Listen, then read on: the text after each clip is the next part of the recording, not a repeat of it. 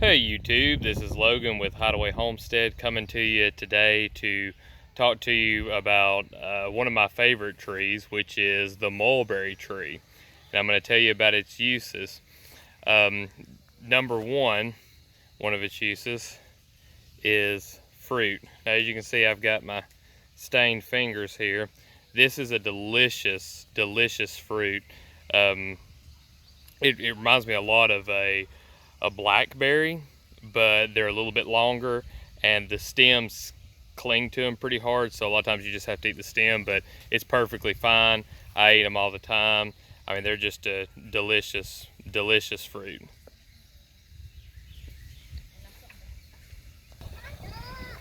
Use number two for this tree is that it produces a really quality, high protein leaf. So it's extremely palatable to animals, so it makes an excellent fodder. This is one of my rabbit's favorite feed apart from the willow.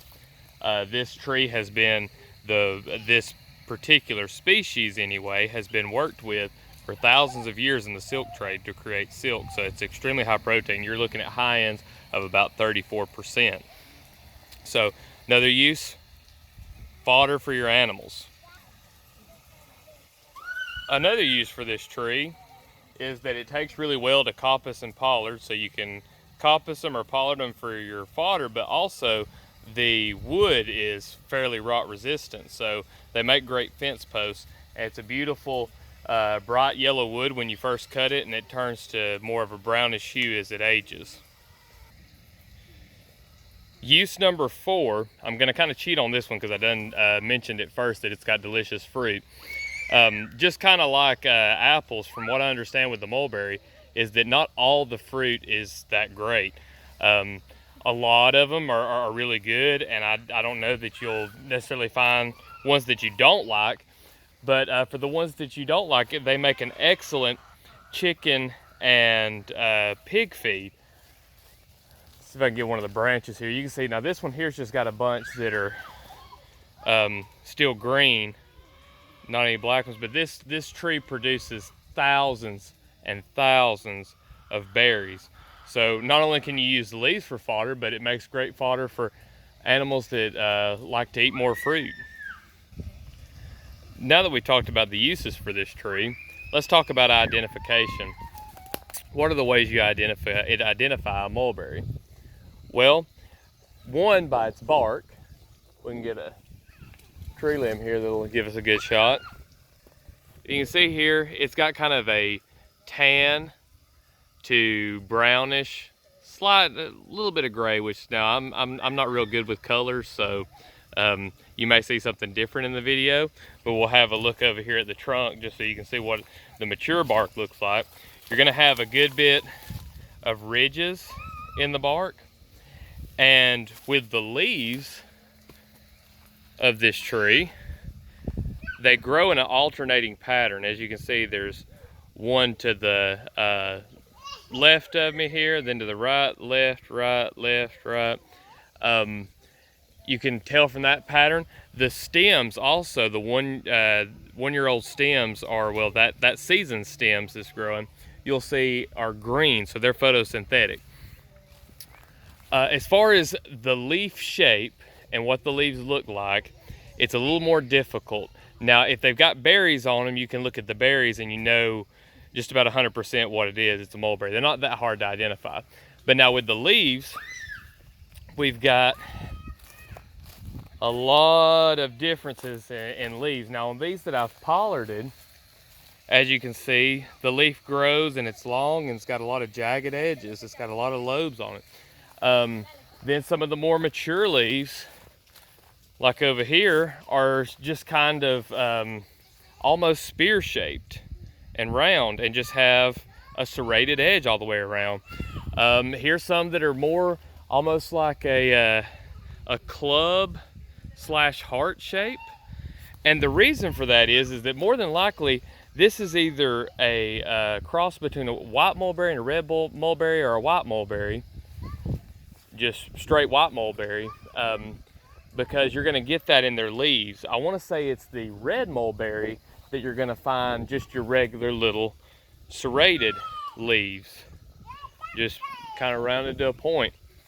So it's going to be a little more difficult to identify them by their leaves. Let's go and take a look at a younger specimen. Here we have a younger specimen that has the, as you can see, the same color bark.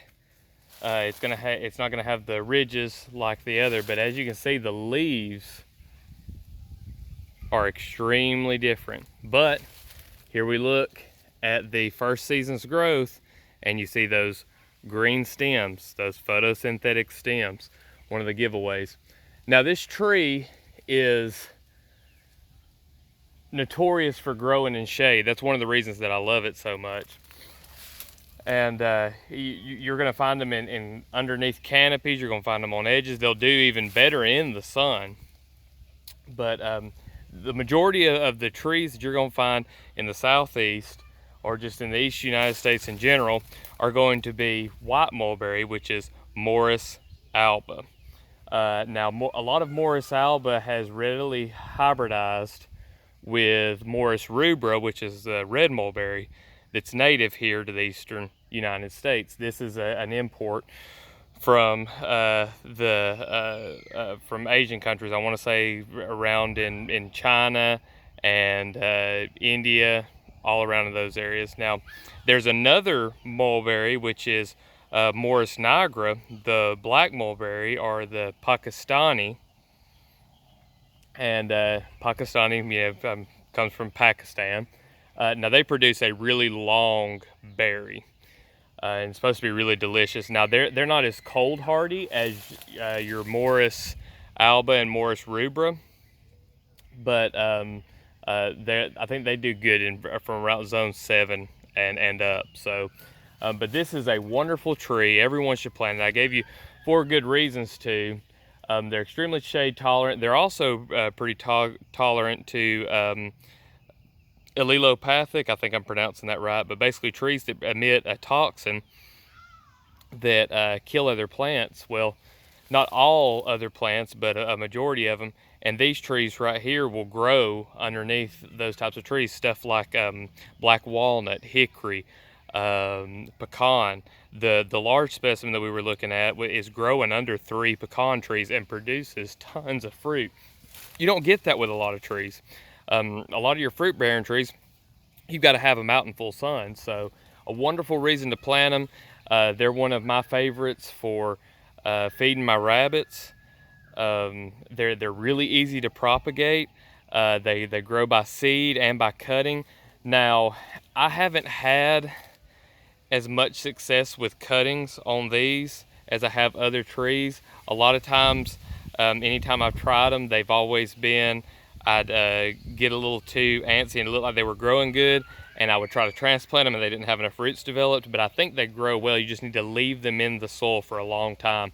One thing that I'm going to be doing as soon as I get some of mine that I've got growing to take is to put them into stool layer beds, which is just basically coppicing a tree and allowing a bunch of sprouts to come up and then piling on sawdust or compost or some other medium to allow those stems to root into that medium, and then later on that winter pull away everything that you've got covering those stems and cut them off with their new roots. So wonderful tree. Everyone should definitely look at planting. You probably got it around in local woods or maybe even around your house. Go check for them because they just produce so much. They're a wonderful tree. You just literally cannot beat the mulberry tree. So if you've got any questions about the mulberry or anything to add, just leave that down in the comments. Leave a like on this video if it was helpful, and subscribe to the channel for more. Thanks for watching.